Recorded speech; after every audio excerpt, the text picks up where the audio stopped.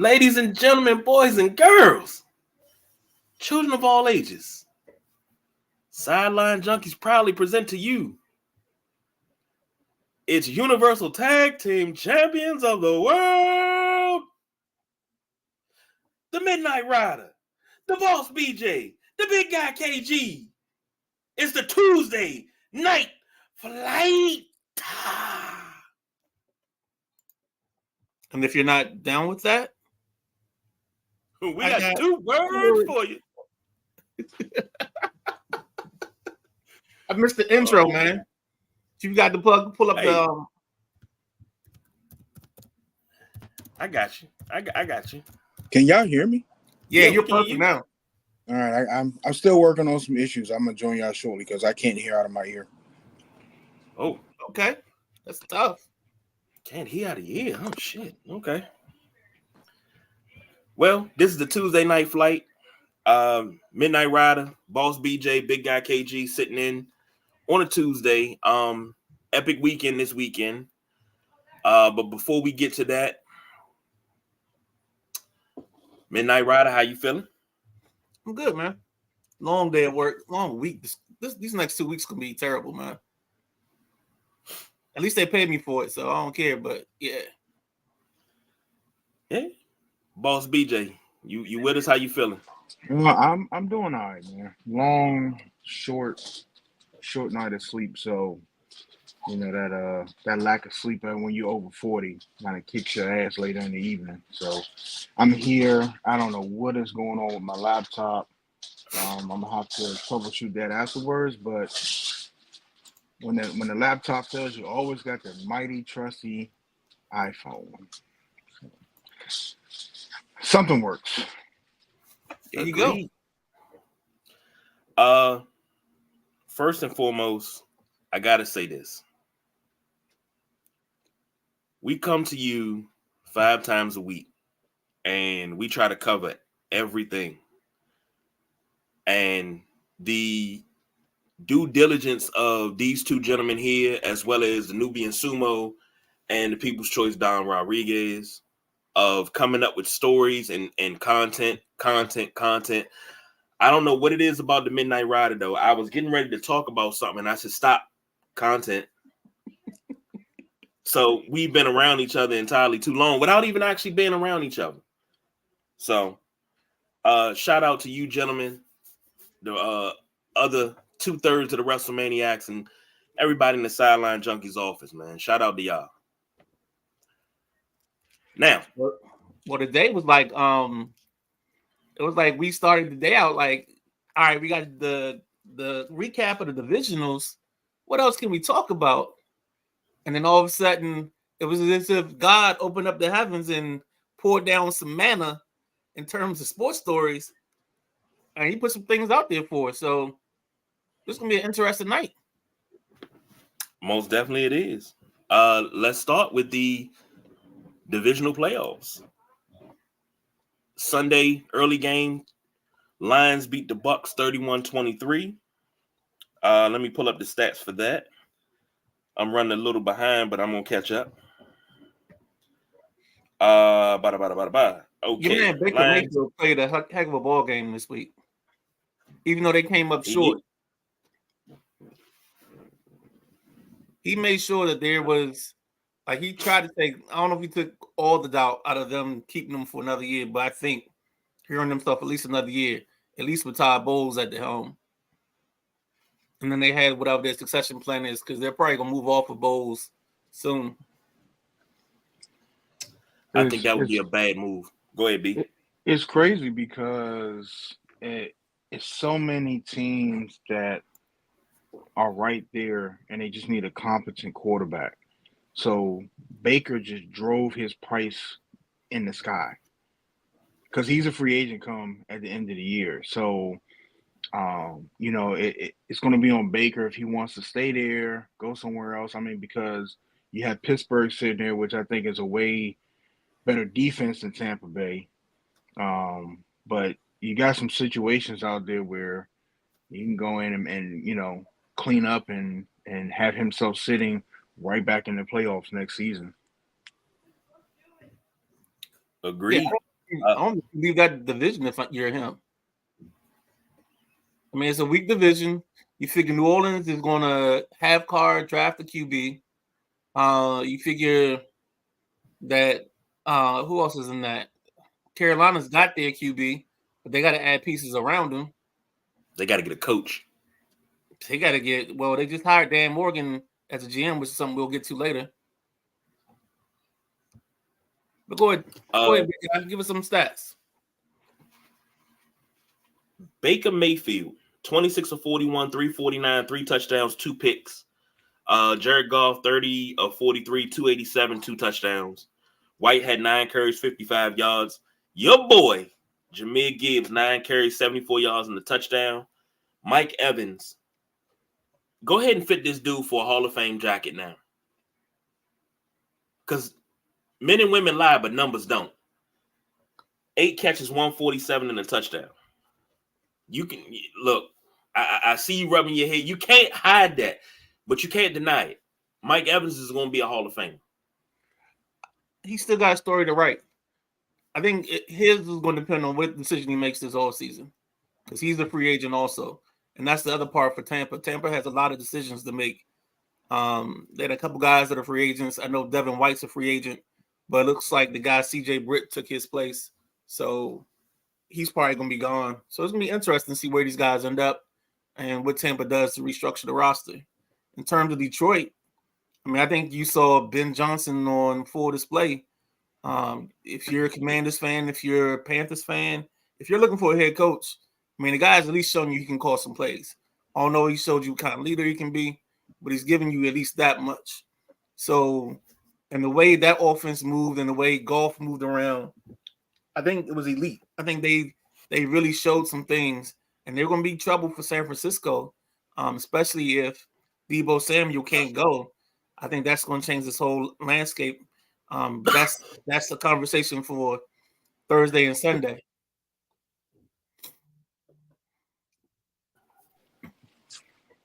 Boss? No, I kind of agree with that. Spot on. Only thing I didn't understand is why the Bucks didn't take their time out.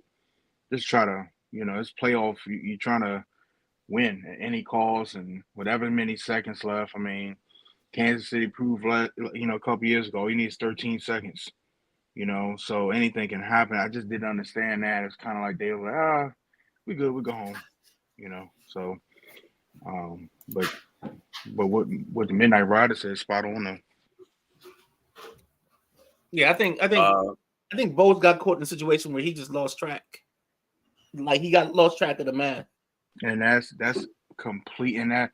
And you can't defend color, whatever the color is. You can't defend it.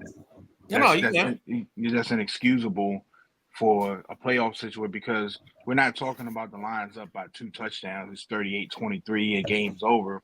We're talking about the possibility maybe of tying the game. And you got Mike, big guy just said, men and women lie. But then you got Mike Evans. All it takes is one shot, and all of a sudden, we talking about OT. But, that didn't happen. Right. Vegas stats. The over-under was 49.5. We got, 54? So we got the over. The line was Lions by 6.5. Lions won by 8. I had the over in the Lions. The boss BJ had the over in the Lions. Midnight Rider had the over, but Bucks covers, Lions win. We would have won some money on that one. We'd have got some bread. We'd have got something. Yeah, bet $10, win $1.80, $1.80. Yeah, probably so. We got seems like we got some breaking. I'm trying to pull all that together now. So give me a couple minutes and I got you. Okay, breaking MLB news, so stay tuned for that. Now this is the one. The Lions going to the NFC Championship game for the first time since '91. And they're going on the road. They're going to San Francisco to play the 49ers. Don't want to put no lines out because it's subject to change. So we'll cover the Lions and we'll cover the NFC Championship game on Thursday. Unfortunately, we have to cover the AFC divisional game, which was the Chiefs versus the Bills in Buffalo. I'm not happy about it. Bills were 2.5-point favorites. Over under was 45.5. You got the over. We, myself and the boss BJ had the Bills in the over. The Midnight Rider had the Chiefs in the over. So Midnight Rider will win money off of that. We'll go Midnight Rider. After I read these stats, we'll go Midnight Rider and let the boss BJ take it because this is him. But let me get to this comment first. Paul says, Duval Paul, Bowles overachieved. I told you when I was on Baker's playing at a level I didn't think was possible. If they keep Evans and the QB and the coach, they can build. And he also says Ben Johnson to Washington sounds like a done deal. I mean, that's what everybody's saying. And V. Williams chimed in, love you, stay safe. Always the positive message. Thank you. Mahomes, 17-23, 215, 2 touchdowns. Allen, 26-39, 186 in the touchdown. He also had 12 carries, 72 yards, and 2 touchdowns. Pacheco, 15 carries, 97 yards and a touchdown. Kelsey, 5 catches, 75 yards, 2 touchdowns. And Kincaid, 5 receptions, 45 yards. Speaking of Kelsey, let's talk about Jason Kelsey real quick. I think he's a man of the people. He drank with Bills fans, drank out of the bowling ball, tailgated with Bills fans, was up in the stands with Bills fans, climbed out of the press box to lift a little girl up so she could take a picture with Taylor Swift. I want to know what his foreign policy is because, I mean, you're a man of the people like that, and people love you that much, and you actually got some daggone good things going for you. Smart, good head on your shoulders. You ain't said nothing out the way. So I would like to have a little bit more conversation because Jason Kelsey probably could run for president right now and win. I mean, they've built their following through their podcast. I think last year they jumped on the scene with their podcast, and literally people just the 92 percenters, the new heights, the new news, the whole 9 yards. I mean, it all came together, and then it didn't hurt that you had his the Kelsey show that came on. What's that? I think it was on Prime. That kind of followed him the postseason and during the next season, and of course it follows them into the Super Bowl. His 2 daughters or his 3 daughters, the 2 that are older, they still the show every time they come on the podcast. I mean, he's just a lovable guy. He's a big drunk oaf that everybody likes, and I don't mean that in a disrespectful way. He's a party. He's the uncle. Yeah. But as far as this, go ahead, B. No, I was just saying, a lot of people just don't understand, the trend now is everybody's starting a podcast, and you have to have some type of, you got to have things to talk about. You have to be entertaining. You have to have some type of personality, and you could tell, the love the brothers have for each other, all the time on the show, and then each of them has a different personality, Jason being more the conservative dad bod, and Travis being the rock star, traveling around town, and it works so well together. And it's good to see, man, because, we got enough stupid stuff out here. But I love tuning into their podcast, though.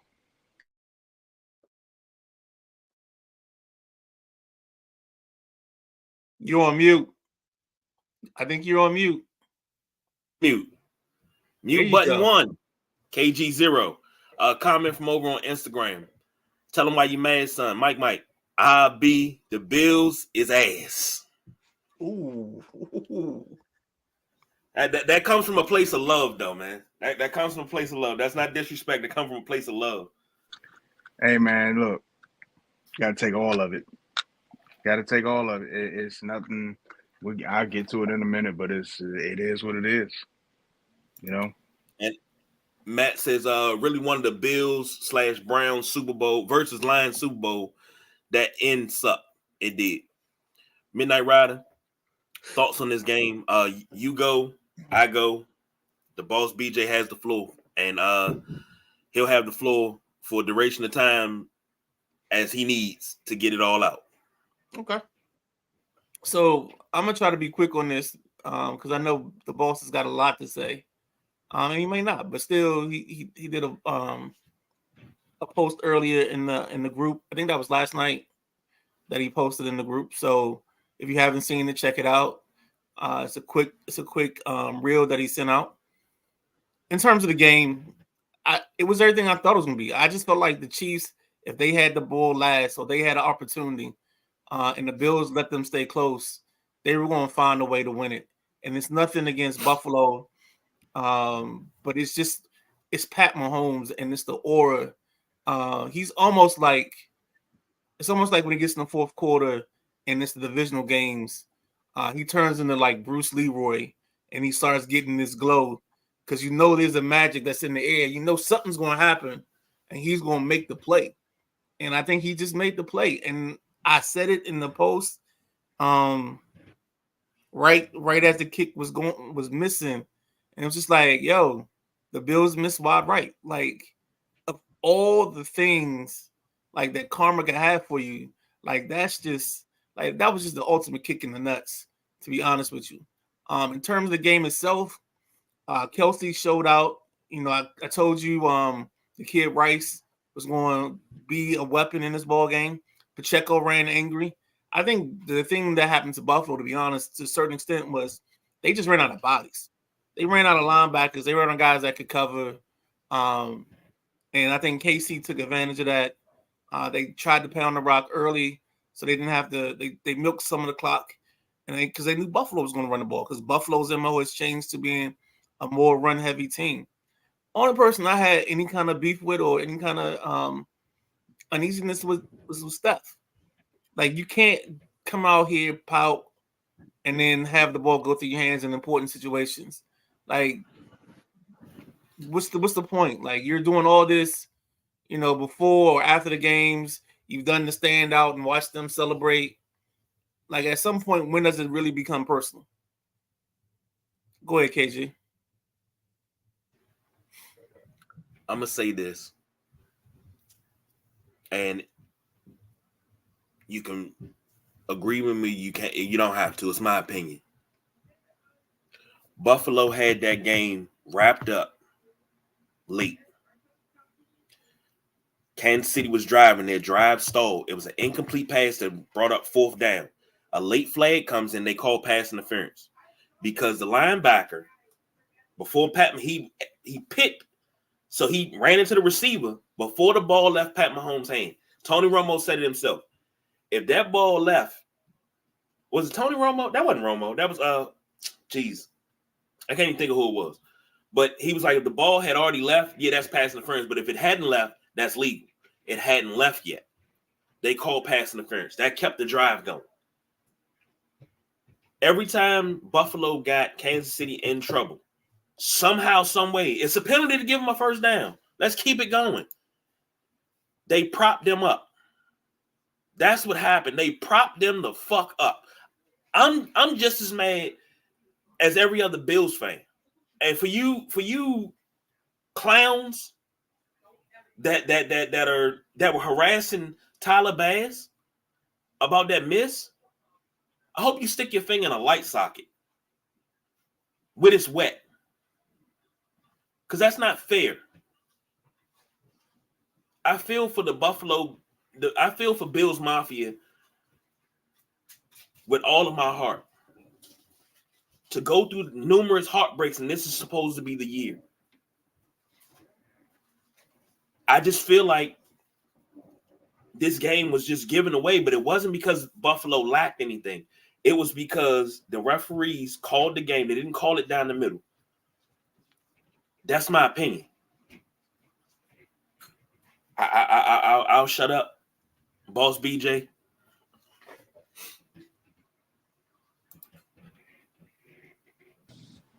Sorry about that, guys. Little technical difficulties. So I know I have the floor, but I definitely need because I'll go ranting, rambling, and go off in left field. So I definitely need some help here. And I wanted to address that Tyler Bass situation. I think it was a couple of times this year that I had said that Buffalo came out as a complete unit, offense, defense, and special teams, and won a game. And I think yesterday they lost as a complete unit. And you could put fingers on different places, and I'm gonna try to get into detail and the finger pointing. But it's almost to the point where it's laughable. Where honestly, Josh Allen is what he is, but he almost is going to have to start playing cornerback, linebacker, and kick the damn ball. It's just like, what else do you want him to do? At some point, um, other people. I said it before the game. At some point, somebody has to step up and make a damn play. If you got one of those top 10 contracts on Buffalo today, Sunday was your game. Stephon Diggs, like the Tyler Bass thing. Let me go back to that. It's just ridiculous. Um, and don't get me wrong. I was angry. I was upset. I didn't post too much of anything on purpose because I know that was coming from an emotional place, a hurt place, a place that, as a Bills fan, that you've been 100 times, where it's just grave disappointment, last second heartbreak, and you just left wondering like what just happened. Like, it almost didn't feel real. I woke up the next morning still stunned because it's like you finally got what you want. You went on a run, number 2 in the AFC to get the number 2 seed. You get Kansas City at home. You get Mahomes away from Arrowhead, and the Chiefs absolutely came in your house and bullied you. So that all of this has to be taken in consideration. Like, I don't even know. I like, on paper, I know for Micah Hyde, that's probably it. The Bills' free safety. He's been there for 7 years, but he has numerous neck issues. I know his wife posted something on Instagram today that kind of looked like a goodbye letter. And I mean, it was fans. I don't know if anybody's seen at the end of the game. There was a fan. Gabe Davis was getting in with a fan. They were going at it with him, and it's just that's that raw emotion tipping over. And you know, at the end of the day, these players are still human beings, and they have families. And I listened to. Let me tell you something. I've never listened to a whole press conference before, but I listened to Brandon Beane's press conference, and he can't say, "Oh, no, this guy's gone." He can't say that. He still has to keep it professional. But he did tell the story of Terrell Bernard trying to get um, clear for the game, and when he wasn't clear for the game, he was in tears because he couldn't go. When I saw Terrell Bernard's name on the inactive list, I kind of knew we were in trouble because he's been balling at middle linebacker this year, especially with Matt Milano gone. Don't forget we're missing Matt Milano, and I'm not making any excuses. You have to go out there and win and devise a strategy for what you're coming out on the field with. And I felt like I'm not going to put all the blame on Sean McDermott, but I just feel like it was a play here, a play there where Andy Reid won the chess battle. Andy Reid made the move, and that's what it's been the last 3 or 4 times in the playoff. I don't care about the regular season. Last 3 or 4 times in the playoffs, that's what it's been with Sean McDermott. They got outclassed and outcoached last year when they got drugged at home versus the Bengals. It was just like a slaughter. It was no answer for anything. And it seems like, and Sean McDermott has to lay on the sword for this because he took control of the defensive play. There is no defense coordinator on the team. It's Sean McDermott. He's responsible for the defense. So with that being said, I thought it was a couple times this year where he dialed up a masterful job. The first time they played the Dolphins, when the Dolphins came off that 70-point game, the Dolphins couldn't do anything. They scored mercy points. The Dallas game, and, I thought he really, dialed some stuff in. And then it's too many games where, like, it was one of those. I think Was that Kelsey left corner going to the end zone wide open? And it's just like you can't have those mixed up in the playoff. There has to be, because if you look on the other side, Kansas City defense had to answer for Buffalo's offense. You know, let me look at something real quick. I want to see this stat. I think I took a screenshot of it, and it just tells you where I am. Where is it? I didn't take a screenshot of it. I thought I did, but it's a stat that says basically Khalil Shakir and Stephon Diggs targets versus yards and receptions. And like Steph over the last 7 games got like 400 yards. And Shakir has 400 yards in the last, was it 3 or 4 games or something like? No, it's the same amount of yards, way less targets. I think it's way less catches or targets or something like that. I thought I took a screenshot. I'll try to find it for later on. Another year the Bills going to playoffs, missing Matt Milano, missing Trey White. You got a roller car. You pull up in a farmhouse and you see a 69 Camaro, spotless, no rust, the interior's to perfection, and it has no engine or transmission, and that's Von Miller. And Von Miller is absolutely a no-show. The guy that you brought in to kind of solve that problem of not being able to get to Mahomes, because there's nobody else you care about. It's Mahomes. You're having problems with Mahomes. That's the hump. And it's just, I thought maybe Greg Russo let yesterday. It just seemed like Kansas City was 2 steps ahead of Buffalo. I don't want to make excuses for Buffalo. I know the big guy KG alluded to the referees, but as a Buffalo fan, if you're realistic, it's something that was said on one of the NBA podcasts, with the former players. You have to go into that game knowing you have to score 10 for the refs. You have to score 10 for the refs. When they got to 24-17, I sent big guy KG a message because I was out of work. I said they have to put another touchdown. They have to get a stop. They have to put another touchdown on the board to stop that Bruce Leroy Kansas City magic, because it's always going to happen. There's always going to be questionable things in Kansas City games, whether you want to admit it or not. It is what it is with them. It's always something. When the Bills beat them early in the season, they were complaining about the offsides with Kadarius Toney. It's always something with Kansas City. Usually it favors them. That was the one time it probably didn't. Just so disappointed. If I had a bigger word for disappointment, I would drop it. It's just, you felt like they had the momentum that, I said it on the Sundays podcast, it's time to exercise the Kansas City demon. And Kansas City, and then, the thing that kind of, they won, it is what it is, but Kansas City was talking big shit after the game. They were talking big shit after the game. They were damn near rubbing it in Buffalo's face. And it's just like, you can't say nothing. They came in your house and they beat you. And this guy's 6 straight years, six AFC is it 6 AFC championship games for Mahomes? The only one he's not going to be at home is this one in Baltimore this weekend. Guys, for me to not overtalk, like, just from y'all looking in, what do the Bills need? Like, well, let's just start.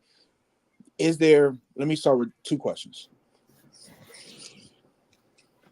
What do you do with Sean McDermott? You can't go coach fishing unless you get somebody that, you feel like he has to be of a higher state. You can't go get Ben Johnson. I think you have to go get, like, Bill Cowher out of retirement. Like, you have to go get somebody that Jimmy John. You have to go get somebody that's proven that they can get a team over the hump. And I see a lot of comparisons, and it's starting to like a lot of people calling McDermott this generation Schottenheimer, this generation's Dungy. That's the first question. The second question is, what do the Bills do? What do the Bills do? It's so many needs. It looks like you need a number 1 receiver, because your number 1 receiver in clutch time, all this pouting and all this dumbass shit he does, drops the ball. And it's just like those are the little things when you need your superstar players to come in clutch. And I feel like if that was Justin Jefferson, he would have probably had 13 catches for 180 and 3 touchdowns yesterday. And I just don't. We're going back 7 games. Stephon Diggs hasn't done anything. He hasn't had a game. He's had a couple catches where you're like, wow, okay, but it's nothing where like, man, this dude is awesome. Like this dude is smoking. Like I know there's 2 long ass questions. McDermott, what do you do? What do the Bills need to do? What do they need to get over the hump? What's the priority in free agency and draft? So it's funny you even asked that because that was my question to you. Is like, I don't know if KG had it as a question today, but it's kind of was the idea. Like, what do we do with McDermott? And I think now with Harbaugh going to the Chargers, I think we're pretty much close to that. It's all but locked in. And with Belichick going to probably Atlanta, I don't know if that coach exists. Like, I think you end up being stuck with Sean, and you got to ride this out. Now, what I would do in your situation is I would have him. There's got to be a like-minded guy from the Jim Johnson defensive coaching tree that he can tap into and help him call defense. Because I still think he needs to take that off his table, no matter what.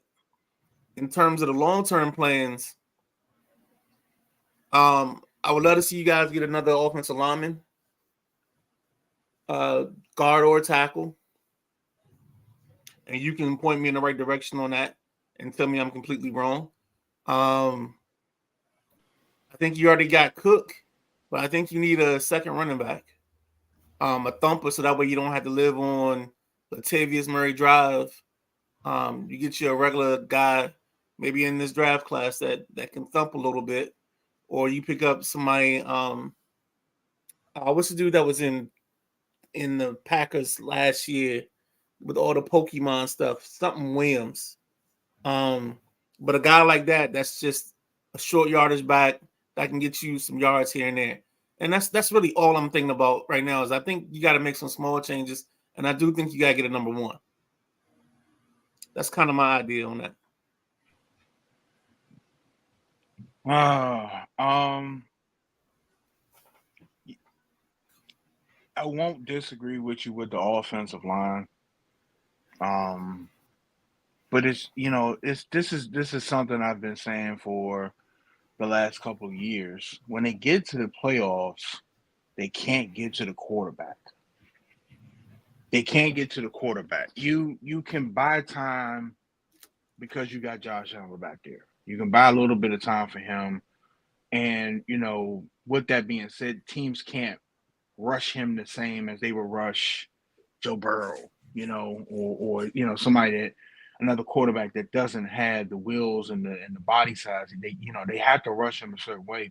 And I think Chiefs do a good job of that. If y'all follow Baldy on Instagram, he broke it down the last Chiefs game, the things they were doing, the things they were anticipating, waiting for Josh to run and what they were doing to stop it. And they did a really good job. It's just so many needs right now because you have to think, like I said, Micah Hyde. I think Micah Hyde is done because of the neck injuries. I think Micah Hyde is done. I think, quality. You start thinking of quality of life, being there with your family and kids, and it's already, bothering them. And I think it's time to hang it up. So now you need the one. The crazy thing is, you've seen flashes from the Buffalo defensive line, and they've been great. Espinoza, Russo. I would love to get a little bit more out of Ed Oliver. He seems to completely go missing at times. And then Daquan Jones, they got hurt and came back, and you coming back off the injury, just like Von Miller. It takes a minute. You try to you either get that rhythm back or you don't, and I don't think he ever got that rhythm back of what he was doing before the injury. But there is no cornerback, no piece of secondary. Butler from Green Bay was a good move. But there's nobody else in that secondary where you like, I can't throw the ball over there. I can't throw the ball over there because this guy is a monster, and it's like I throw the ball where I want to throw the ball when you're playing Buffalo. There's nobody in that secondary that is strong enough to even like game plan against. You just run if you're game playing against Buffalo, you're just putting your normal offenses. There's no guy on the board you're looking at in the secondary be like, yeah, we can't throw over here, there. The play I alluded to earlier with the Travis Kelce wide open 2-3 years ago, Micah Hyde would have picked that off. That would have been going the other way, and it's just like you can tell it's not there no more. You can tell it's just like that switch that we always talk about where it's just like you go from just your normal stuff to losing 3 steps, and that's what Micah Hyde is. And I don't hate him for it. I'm not, I'm not going to send death threats to his kids and no stupid shit like that. He's a human being. He's been in the league for however long. Brandon Beane said in a press conference, that they've been together for 7 years, and it was a height. It was a height, a couple years ago where they were probably top 4 safety tandem in the league. They were hitting, intercepting the ball, and doing all, and just the total injuries, I think caught up with him. Big guy KG, I wanted to get your response from what I asked. I know I'm rambling and running my mouth, man, but well, I'll get to mine, then I'll get to some comments here. As far as McDermott, I don't think he's the problem. I think he has to, like the Midnight Rider say, he got to take a little bit off his plate. He need to delegate that defense. The offense has been way better since the firing of Ken Dorsey. Ken Dorsey. I was getting ready to say Kellen Moore. I was like, nope, wrong quarterback. Ken Dorsey. Since the firing of Ken Dorsey, the offense has been way better. So that got better because you start running the rock. The defense, he has to give up that play calling of that defense, but also you got to get you a stud up front. You got to get you somebody that's going to kick in the door. Ed Oliver reminds me of Marcus Stroud. All the talent in the world, but never gets any penetration. He gets after it every once in a while. Marcus Stroud got after it every once in a while. But it's not consistent enough. You need a somebody up front, but you also need an edge rusher that's in the vein of a Watt, a Bosa. That's what you need. You need somebody that can flip the game. And I thought that would have been Von Miller, but Von Miller in 14 games had 5 tackles, no sacks. he just never looked like himself. Never. He just the first step, just watching him, it looked like he was moving in slow motion. Like he was moving in quicksand. And it was a couple of plays he got off and got the spin, and you're like, man, it's coming back, and then you would never see it again.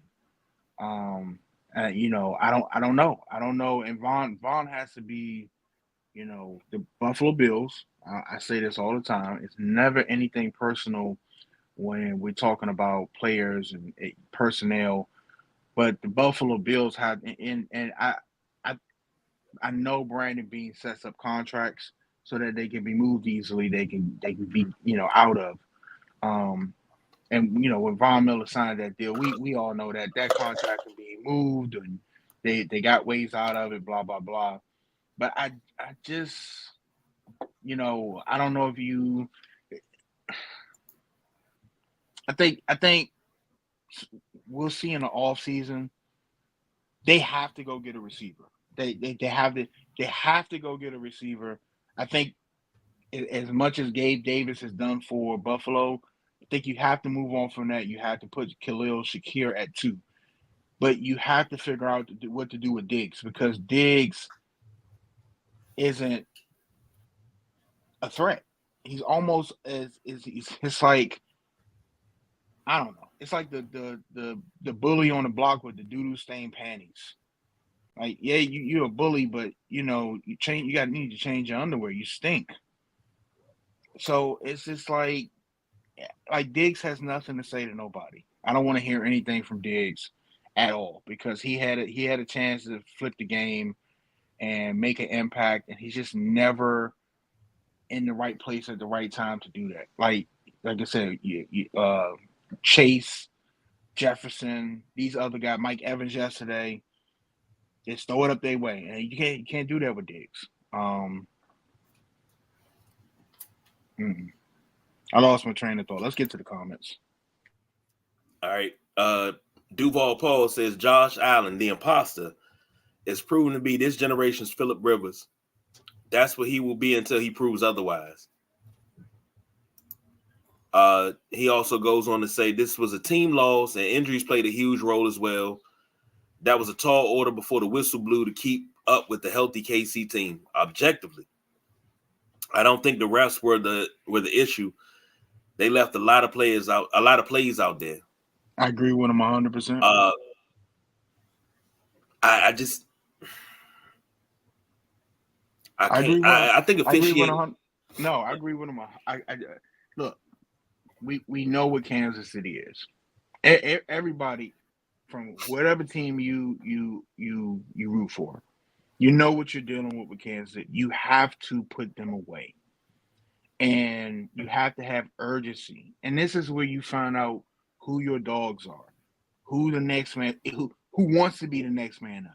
This is when you find out what you rolling with. And Buffalo ain't rolling with shit. That's what I'm saying. When it's time to put Kansas City away, that's when I need Greg Russo to burst through the line. A showing of Ed Oliver. You know what I'm saying? One of them dinky ass corners to do something, deflect the pass, do something. You know, it just can't be on Josh Allen all the time to make a play. It can't be. It cannot be all the time. Josh has to make a play, and save this team from doom. Like somebody has to check Travis Kelce. Like, hello, it's not like this is the first time they've played. Like, they don't even have Tyreek Hill no more. On paper, let me tell you something. On paper, the Buffalo receiving core is supposed to be better than the Kansas City receiving core. You know why? Because Diggs is supposed to be a number one, even with Kelce on the Kansas City roster. You got Kincaid and Knox, and you got Diggs. Diggs is supposed to be head over heels above those other Kansas City receivers, and he proved he's not. Because you got Mahomes out there slinging wood to everybody that's going to catch it. Hardwood. That cold 20-degree wood. You got your nephew over here dying laughing. I just want to let you know that. I'm just saying. He's trying to hold it, but he's over here dying laughing. Look, if it's no excuse. If Mahomes can do it with his set of receivers, Josh Allen, they have to find a way to do it with they. But if you got a guy on the team that just doesn't appear in big games, this is what you get. Midnight Rider? Cap number. Cap number for was it Von Miller? Yeah. It's not pretty. His dead cap hit is 32 million if you try to get away from it this year. Mm-hmm. So that's probably not something that you want to put in the cards right now. You might do it later, but that's a big ball of bean issue because I think Buffalo is 43 over the cap as it sits now.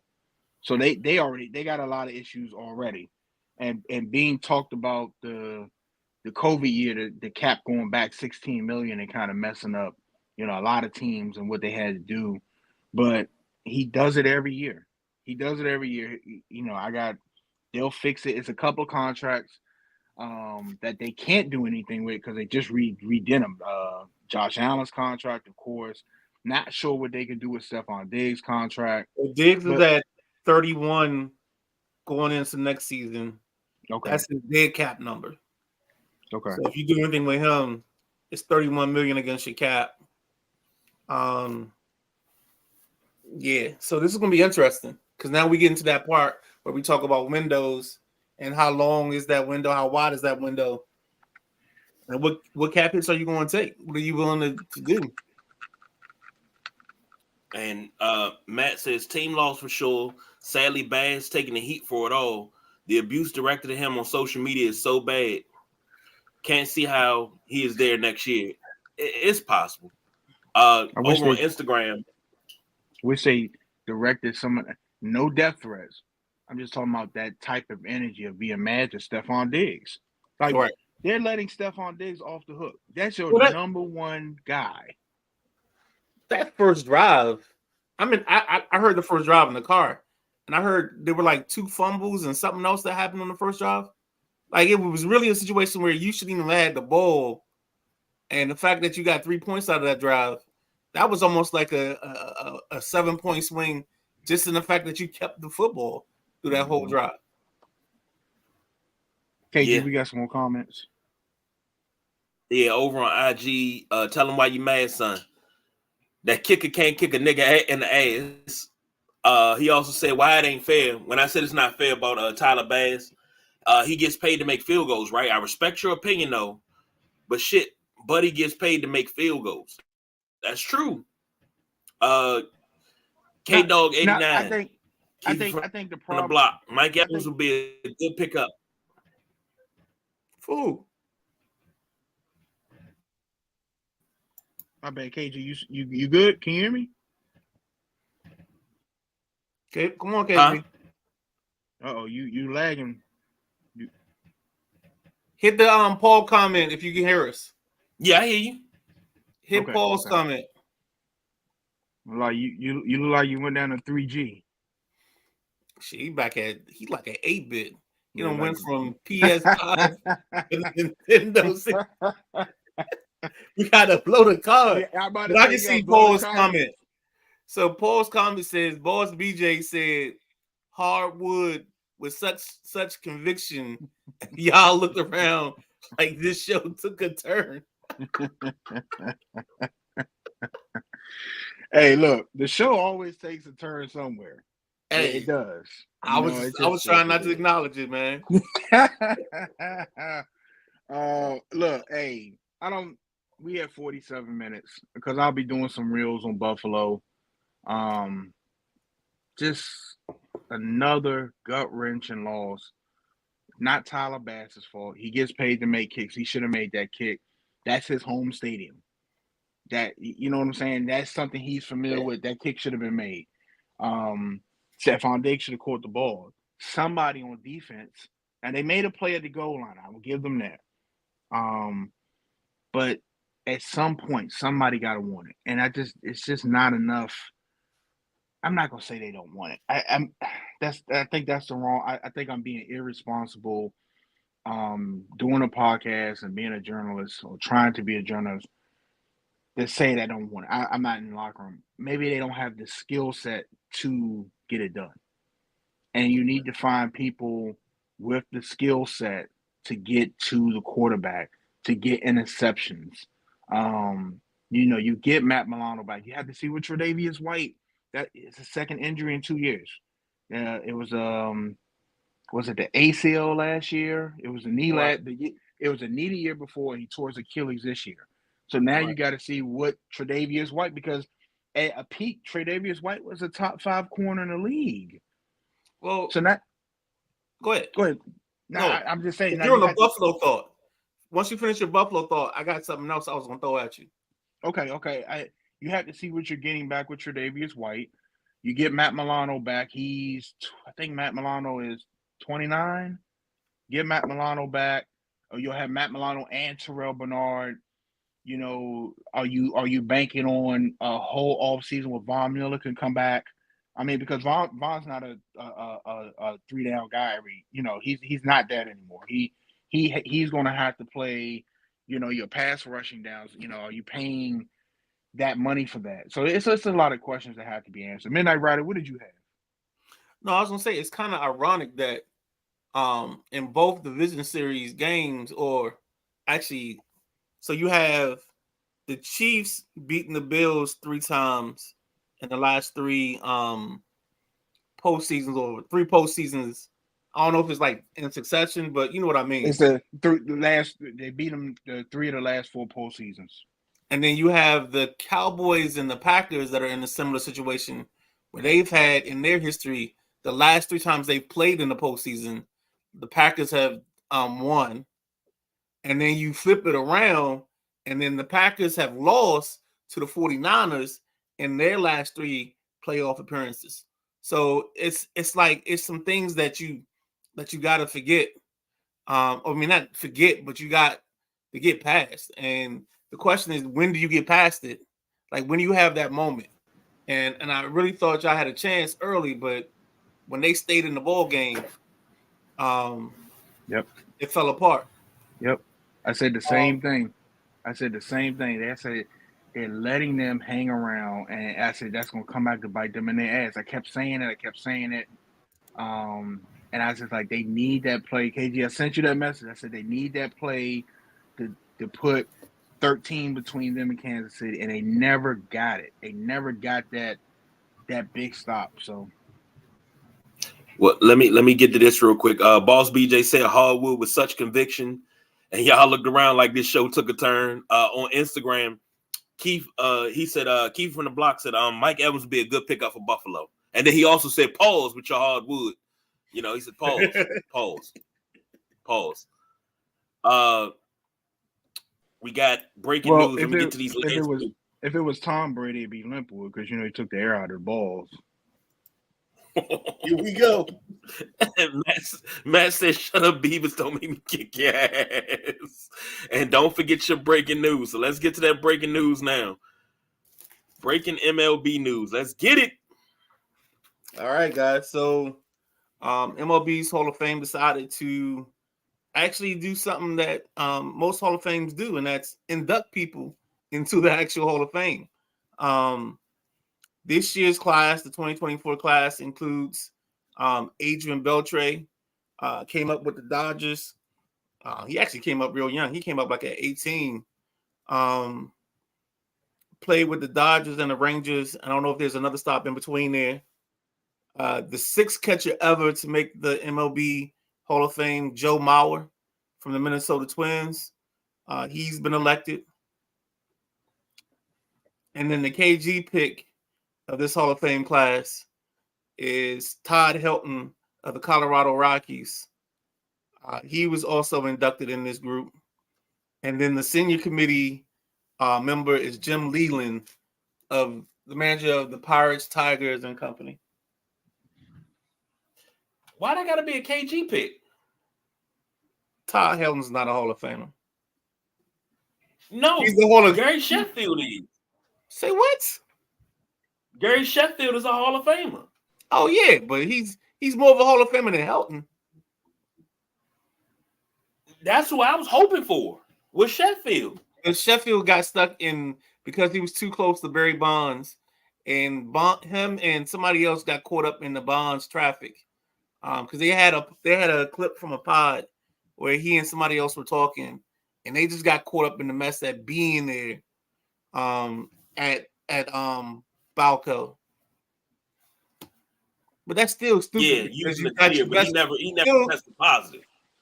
You still have the best player, the best hitter, and the best player having to buy a ticket to get into the Hall of Fame, which is the most dumbest thing in the world.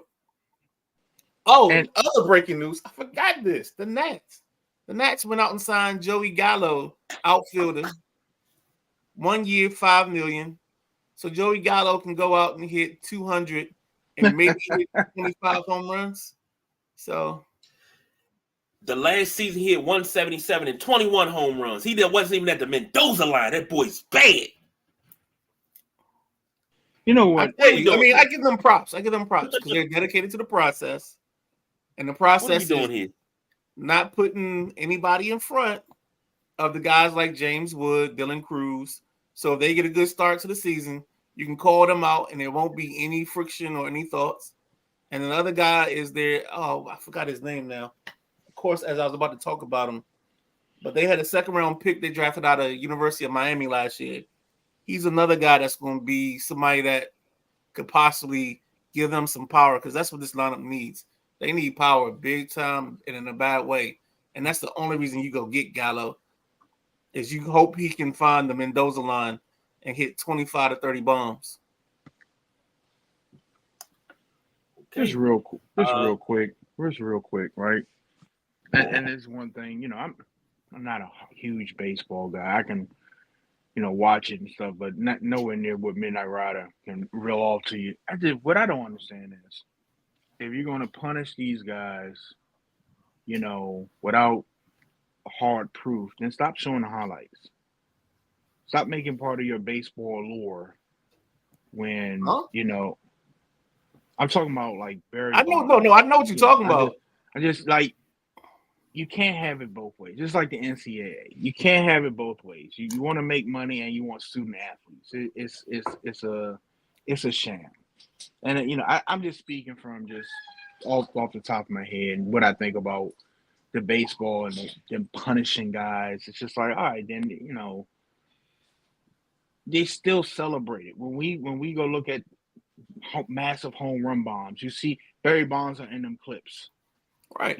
Sheffield are in those. It's guys that are in those clips. It's just like MLB rode that wave, made money off that wave. Put those guys in the Hall of Fame. Put them in the Hall of Fame. And they don't even deserve an asterisk in my book because you can't tell me who did and who didn't do steroids. That is my biggest piece. Is you weren't testing for it, and then you took the bullshit test just to try to catch. You basically did a witch hunt. With the what was that report that they brought out? What was the Mitchell report? There we go. The Mitchell report. So the Mitchell report was basically a witch hunt because they was trying to pick and choose who they wanted to expose. It wasn't really done because if I'm giving you a sample and this is something that's supposed to be anonymous, why am I putting my name on my sample? Agreed. Yeah, agreed. 100%. Duval Paul said the Baseball Hall of Fame selection process is a hot mess. I bet these guys making a pizza order would be a fucking nightmare. I agree. Yeah. Perry chiming in. What's good, fam? What's happening, Perry? I'm glad you chiming in because the next topic, you broke the news for this, and then the Midnight Rider said something about it. I got words for this. Netflix and WWE are besties. 10 years starting in 2025. Raw will be on Netflix. I got my feelings about it, so I'll let you gentlemen have it first. Oh man, look, I'm gonna go first real quick, and I'm gonna drop it to the Midnight Rider. I don't know. I think wrestling has two rooms. They have a room where they regular meeting, and they have a room where how can we destroy this shit? How can we just throw an M80 in the room? Throw 4 or 5 M80s in a room with Waterman and just blow the shit up and just take it back 10 steps. And I think that's the room they listen to. Because now you're telling me, because Raw's supposed to be on Netflix now, starting in 25, right? So you're telling me that I have to pay Netflix to watch WWE Raw, the regular show that's been on regular TV for years. I just don't understand whose idea this was. Like this can't even be a millennial. This has to be, God, what's the old dude in Congress that keep freezing up? What's his name? Mitch McConnell. Mitch McConnell. They got to be a Mitch McConnell. Back in my day, it should be this. This can't be somebody with common sense. And if you're chasing money, cool. I get it. But it's just I don't know where they're going with this because guess what? I already ditched Netflix, and it's one show that if that show moves, I'll go get a subscription, and that's The Boys. That's come on Amazon. If that show moves to Netflix, I'll move. There is no other show that I'm going to go get Netflix for. And it's damn sure not WWE. Midnight Rider. Yo, maybe it's just me because I got the opposite viewpoint on it because we're getting to a point where our television selection, our ability to watch shows, there's gonna be this huge transition away from cable, and we're in pieces of it right now. So, what better way to find you a landing spot than to find something that's new and different? Now you open up Amazon to even opportunities and potential ability to do live sports, and then now, I mean, not Amazon but Netflix. Now maybe Netflix does, they pick up a baseball subscription, they pick up something else, and they have these options. We got to remember that there's 37 networks right now that were sports networks, regional sport networks. Well, it's not 37, it's probably 23. That are in limbo because Amazon bought them. They don't know what they're going to do with them. So places like San Diego Valley Sports and all these places that filed for bankruptcy. Now we got to figure out what we're doing as a platform for them. Like we're entering into a world where, look, I hate to tell you this, but there's two reasons why this happened. First, ratings. When you go to a stream network, they don't care about ratings. They're not telling you, oh, you had this many views and that much. They're not worried about that. All they're worried about is how many more people can they get to subscribe. Second, and this is the same lines, is think about it. How many of us bought Peacock last weekend? I know I was one.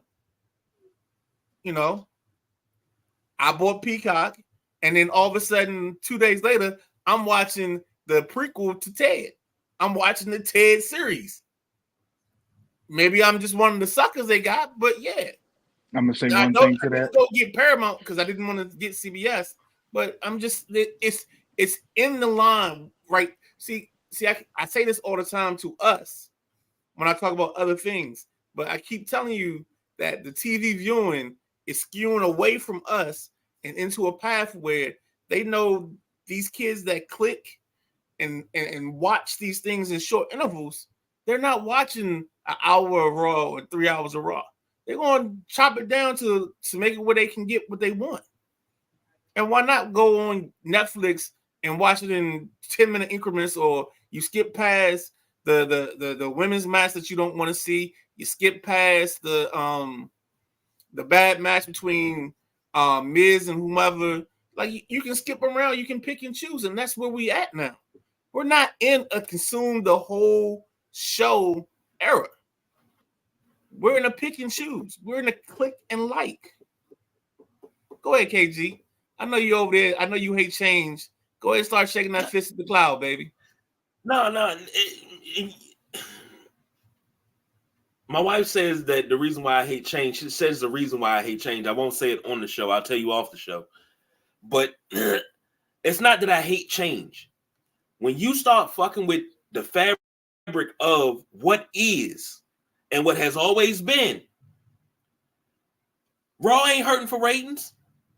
Raw ain't hurting for money. Think about it like this. What the? Let me stop. Let me back up. You talked about Peacock. I've had a Peacock subscription when it was $3.99. Had a Peacock subscription. And you watching the Ted prequel, I watch Psych.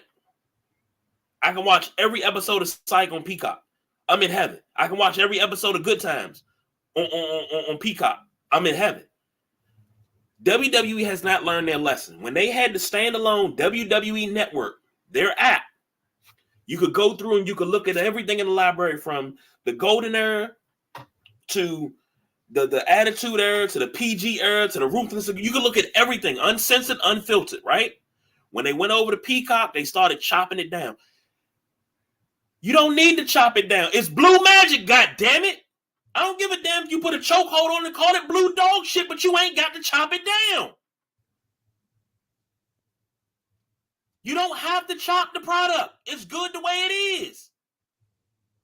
Everybody's happy. The kids are happy. The Italians are happy, but all of a sudden you're not happy, so you got to go to Netflix. What about that family? Because, Netflix has this thing where you can't share passwords. What about that family that can't afford a Netflix subscription? Because Netflix is $21.99. What about that family that loves wrestling that watches it on basic cable? So you asking them to get something else. Think about those. Think about that consumer that you're losing. You're not thinking about the little man. But you're not going to lose that consumer because there are other ways you get these products. I was told that if I go through my T-Mobile account, I can get Netflix for free. How many people got T-Mobile? I don't know, but I'm just saying people don't. that might be. Some people got Boost. Some people got Virgin. Okay. Hold on, KG. Hold on. Let's just. I know this is something you're passionate about, but we're entering into a new age of TV. People are cutting cords to cable. So why would I invest another 10 years in a cable product when I can invest another 10 years into a stream? I mean, think because everybody's gonna start streaming. You're gonna start finding packages to find your shows. So now, and let's not even think about SmackDown. SmackDown moves to NBC next year. I don't know how long that's for. So now you got that with the Paramount package. So they're still doing they're still working in cohesion. Look, man, this ain't your Nintendo 8-bit no more. This ain't your Atari. Well, now you was too young for Atari 2600. This ain't your Nintendo because I had a 2600 and a 76. Okay, this is we're in the PlayStation 5 era of watching TV. What pay-per-view is in January for WWE? Royal Rumble. And that's this weekend. That's this week. That's Saturday. You know what? WrestleMania reaction show after Royal Rumble. You know and what? It's available on Peacock. You know what'll be? I don't know how they're going to do it because, the whole Roman Reigns. I think if you're in that meeting room, and I don't want to cut into the WrestleManiacs and what y'all guys talk about. What is going to make the masses move? Just like the Midnight Rider said, to watch that playoff game, you had to go get Peacock. What's going to make the masses move to go get Netflix? It's going to be Roman Reigns dropping that belt, or because he's probably going to have it the rest of the year, right? Or him facing The Rock. Oh, that's what I was That's what I was alluding to. And let's drop that nugget. Let's drop that nugget because this morning The Rock signed a new merch deal with WWE as well. Yep, that wasn't the only thing that happened today. Because the Rock, I don't think The Rock is in no type of ring shape. So he's been working to get in the ring shape, but he can't take too many bumps right now. So what they would do is work him in a limited bump match with whoever. I mean, of course, it should be Roman Reigns, and maybe he takes a bump or two at Royal Rumble because he comes into the Rumble at number 30. That's what I'm thinking. And if that rumor's floating around in December-ish, you'll see a lot of people jump on a Netflix subscription quick, fast, and in a hurry. I'm just telling you, man. Go ahead. Hold on. Here's something that you said. You said people can consume it. They don't have to consume it on Netflix. You can consume it any other way. But when you don't consume certain parts of that product right offhand, it loses its luster. Like if you see Roman Reigns lose, but you're watching it an hour and a half later on YouTube, it doesn't have the same effect. You don't get the same chills. You don't get that pop. I disagree with that. I know. Like I hate that. I gotta see it happening. Do you want Ravages and a floor model TV? I do want a floor model TV. My wife said no. Come on, baby. Come on. Come on, baby. Hold on. I get the aluminum foil. Hey, let's get to the other quick topics. Let's quick comments. Perry says that's you. The deal is for Raw, stateside, and all the programming, including the PLEs outside the U.S. It's a global deal. He also says TKO just set the stage for the future NBA, NFL, MLB deals. Right. Emma and the lawn dudes. Ryder gets it. He said nope. And he said long term. So Rock said long term. Pete Madhurst on IG says SmackDown deal is 5 years starting in October. So Hold on, who said that? Pete Medhurst. Oh, Pete, what's going on, baby? Sorry. All right, rapid fire. We'll get back. Matter of fact, put a pin in that Netflix WWE. We'll talk about that on Thursday because we're gonna need something good to get in there, and I'm riled up about it. But what's going on in Milwaukee? Adrian Griffin, team's 30-13, second in the East, and he got fired. What the hell is the deal? He deserved it. I'll never say a coach deserves to be fired when he's the second-ranked team, but this is, in you call it my favorite terms. This is addition by subtraction. I think he's rubbed Giannis, and I think he's rubbed Dame the wrong way. Because when you watch this team play, they don't play with great energy. They just more talented than everybody else. And I think that's something you really got to start thinking about. Because when you get into these games, they got to depend on that man holding the clipboard to make the right decisions and make the right plays. I understand them going after Doc, but I'm just worried that Doc would just blow another 3-1 lead in the playoffs when it counts. So that's the only concern I have. But they have to get them an X and O guy, somebody that's a little bit better on the chalkboard. And I think they lost that. And this is what I was talking about. The assistant that left in the preseason because of an incident with Adrian Griffin, I think he was the guy to draw it up, the X and O guy. And when you lose your X and O guy, you struggle. And basketball is the one sport where chemistry overwhelms everything else. You can fight through bad chemistry in an NFL team because it's 53 jokers. But when it's 12, it's harder to fight over chemistry issues. I speak that from experience. Duval Paul, he said, don't knock the value of the digital antenna. Get all the local channels and sub channels for free off a one-time investment. Perry says, Griff lost the team, plain and simple. Sorry. Knew something was up when Terry Stotts quit in the preseason. Here we go. Doc ain't it. I believe that. As much as I love Doc ain't it. Should have hired Nick Nurse.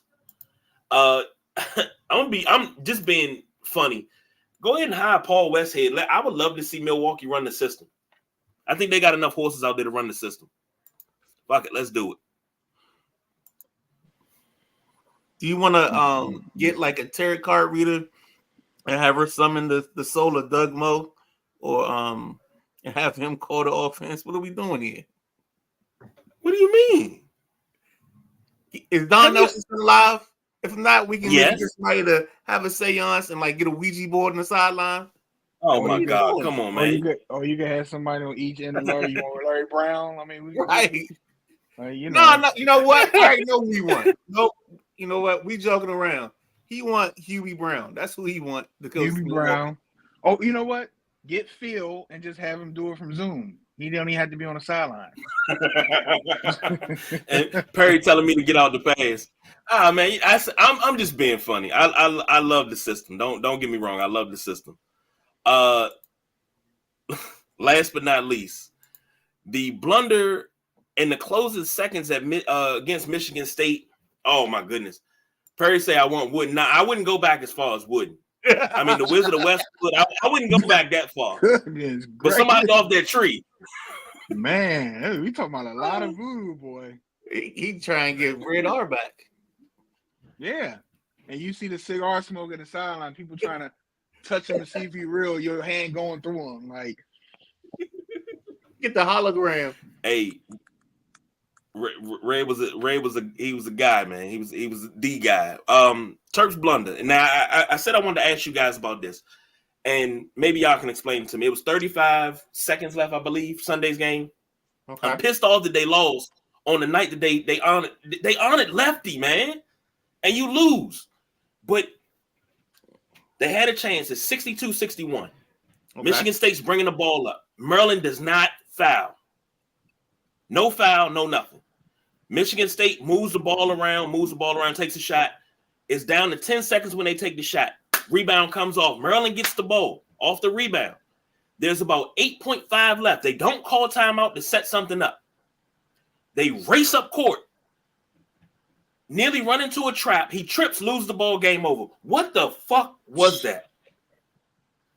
They probably have it's probably a situation where, well, you would have to give me more details, because then I gotta think about what's the timeout situation. Do we have one? Do we have? They had a timeout left.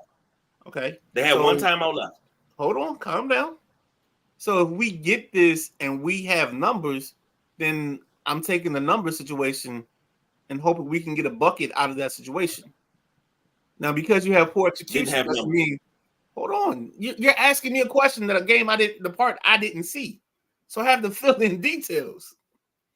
But no, it's just there are certain situations where sometimes you let your kids go because you have an automatic.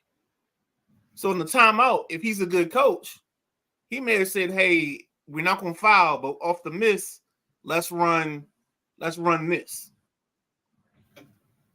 You know, and that's something that you get into naturally. It's like secondary break was our initial call, no matter what we ran. So once you go in the secondary, you know, you pass that first pass up. When that second pass comes back, and you get that back screen, you're looking for the back screen and the lob. So there are certain things that like I can't judge this and say it was a blunder or it was terrible. I think the player made a bad play, but I don't know if the coach messes up here. KG, what was the situation? What was the score? Because I didn't get to see the game. What was the score when Michigan had the ball? I'm sorry, I had the score wrong. It was 61-59. Michigan State. So you're down 2. You're down. Oh 2. Yeah, they what happened? Who hit a shot? From Maryland, he hit a shot and his foot was on the line, so it counted as 2. Okay. So Michigan State comes up. It's 61-59. They get Maryland has a timeout. I think they didn't even have. It would have been in a bonus, but I mean, you probably got a 1-and-1. If you're in a bonus, you can't say because 1-and-1 is a whole different scenario from 2 free throws.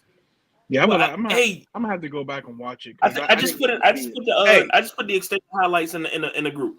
Okay, that's a pin conversation. Okay. But now here's my opinion, and then you guys give your opinion on Thursday. But watching this game, I felt that was a tactical mistake. So that's that. Okay. And we'll talk about it more on Thursday because I'm looking at the time, and we got to wrap that shit up, B. I mean, it's real simple. Harbaugh to the Chargers makes the most sense. An established roster. Paul said something.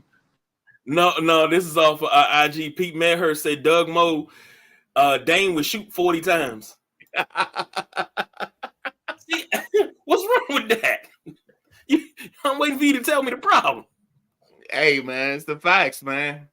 Harbaugh to the Chargers looks good. I think the difference is they're going to actually have to go out and draft a running back. So if Pete's still in there, you know, Pete's probably got to give me a couple running back options. I know I like Jonathan Brooks from Texas. I like the back from Oregon. I think his name is Franklin.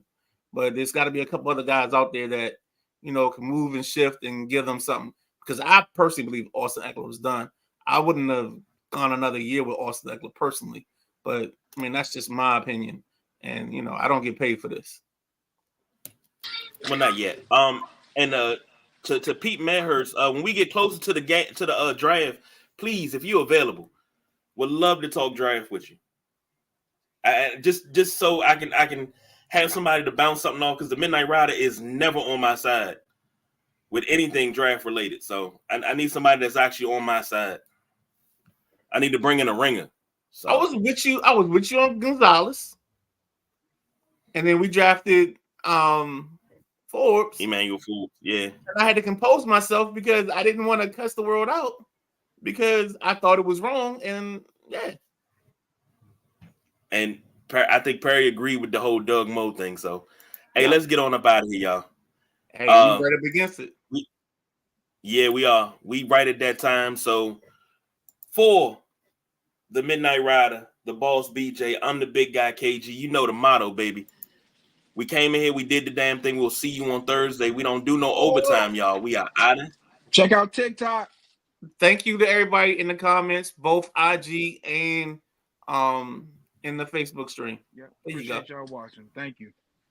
Thank you. I'm sorry. I'm just trying to get out of here because I don't want to get fined. Y'all already know why I'm here. All right. So we don't do no overtime, but we did. So we out of here. Peace.